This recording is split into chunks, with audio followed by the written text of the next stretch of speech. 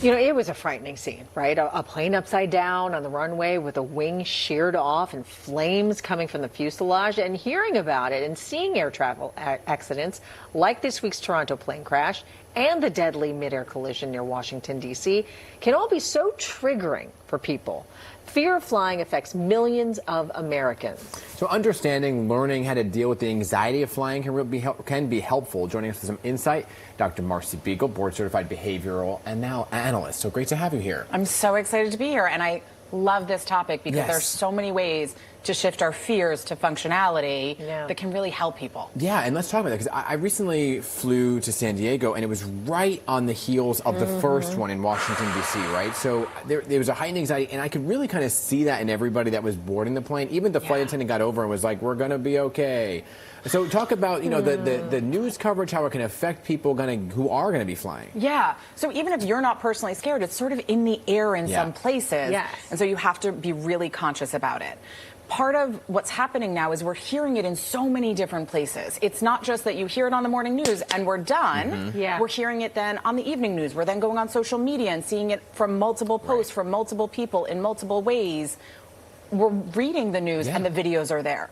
So every time we're getting that, our brain is going, there's another one, and there's another one, and there's another one, even though that's all one instant, but you're seeing it 20, 30 times, which increases the fear. So we have to really consciously say to ourselves, this is all one moment, and I'm going to be okay. But then there's another moment. And then there's another moment. And so close together. Yes. And what we forget about is the thousands of flights that have taken off on every one of those days that have taken off and landed, no problem. But we're not hearing about that, so we forget that happened. So we're like, and then there's another one.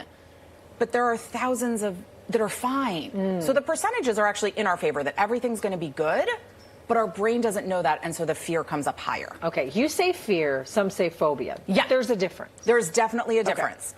And I feel that sometimes the word phobia isn't used in kind of the clinical sense. It's just a really big fear. Yeah. And that's okay. Casually talk about it. But an actual phobia is something that is irrational and persistent and impacting your life. So you wake up and you're scared, and you're not leaving your house because you're worried about flying, and you don't know what to do on a day-to-day basis. You can't focus, you can't work, you can't pay attention to your family and friends because you're so scared of this thing. Whereas most of us are just scared. When we think about flying, when we're booking a flight, when we're talking about vacation, we're like, maybe I'll wait. Yeah. Maybe I'll do that in a month. So that's a fear. Okay, so how do you overcome that fear? How do you work towards addressing that? Yeah. Well, the first thing to do, separate facts from feelings. Okay. Our feelings are our feelings. They're important, but they are not the facts, and they're not always true.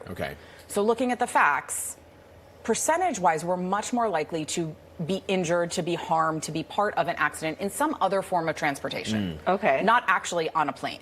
That's the facts of it. Yeah. It's been 4 flights-ish compared to thousands that have been fine. The numbers are good.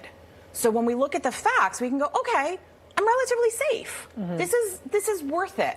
Yeah. Whereas when we just look at the instances that we're watching, we get really scared because it's terrifying to see. Can we leave that list up real quick of the different things that we can do? Because the other thing is focus on why you're flying. Right? Yes. Okay. So there are a bunch of things you can do. Focus on why you're flying. Are you going to see loved ones? Are you going on a vacation? Because in New York, I would love to be in the sun right now. I know. That'd be great. It's cold, Is this part of your job that you love, or part of your job that puts a roof over your head? And that's important. Focus on that.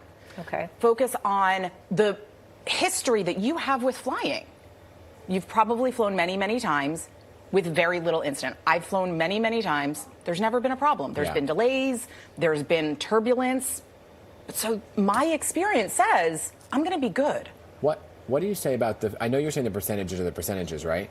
But because we're seeing them so close together, and some of them are commercial airlines and not just small planes, right? Yep. When you hear, like, years of nothing, and now they're kind of pulled together. You have Toronto and DC, which were commercial. Is the numbers still the numbers, or are they shifting now? They might be shifting, but they're still really small. Yeah. Right? And so part of that is thinking about, what am I in control of and what am I not when it comes to the fear.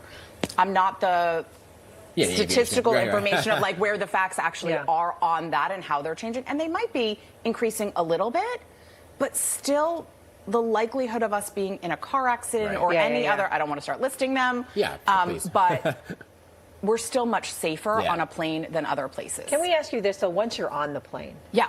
Okay, you're already there. You're there. How do you manage that anxiety if all these things start to come back? Yeah. Or, in my case, you have the person who's across the aisle who's really having an issue. Oh, yeah, the guy that was having trouble breathing. Oh. So if the person across from you is having problems, it helps you by saying, I'm going to focus on being helpful to that person and gets you out of your own fear. If you can do that, that's great. You're going to give them the same tools that you would use on yourself. So any of those anti-anxiety plans that we've heard about in so many ways, taking deep breaths.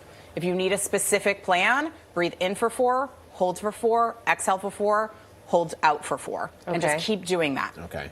Right? Distract yourself.